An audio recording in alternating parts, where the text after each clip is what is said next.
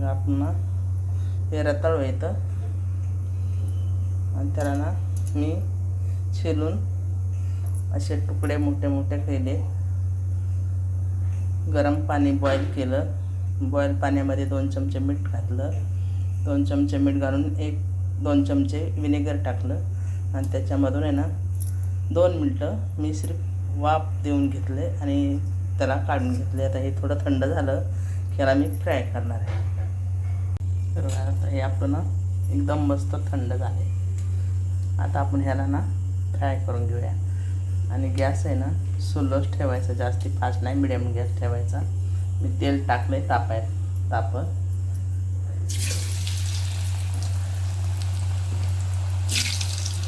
तसे बटाट्याचे चिप्स होतात ना आणि तसेच होतात ह्याचे. मी करून बघा. तुमच्याकडे काय बोलतात त्याला, शक्करकंदी बोलतात, कोण रताळू बोलतं. आमच्याकडे रताळू बोलतात. तुमच्याकडे काय बोलतात ते मला कमेंट करून सांगा. आमच्याकडे रताळू बोलतात त्याला. एकदम मस्त होतं आहे ह्याचं चिप्स.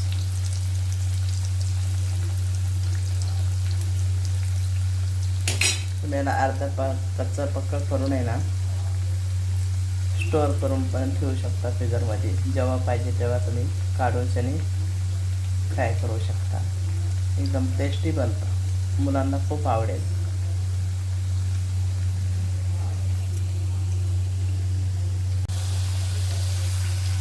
हे बघा आता हे चांगले क्रिस्पी व्हायला लागले.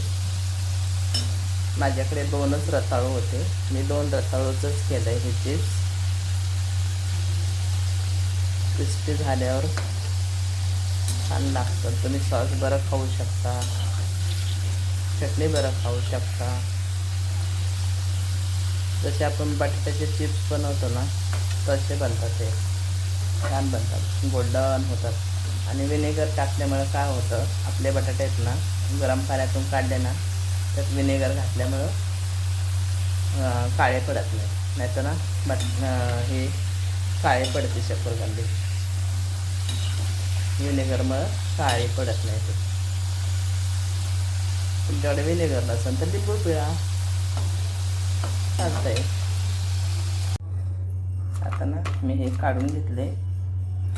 त्याच्यावर आपण थोडंसं मीठ घालून घेऊया. गरम असतानाच मीठ घालून घ्यायचं थोडंसं, आणि थोडंच घालायचं कारण ऑलरेडी आपण ना त्याला वापरताना थोडंसं मीठ घातलेलं आणि थोडी काळी मिरी बस.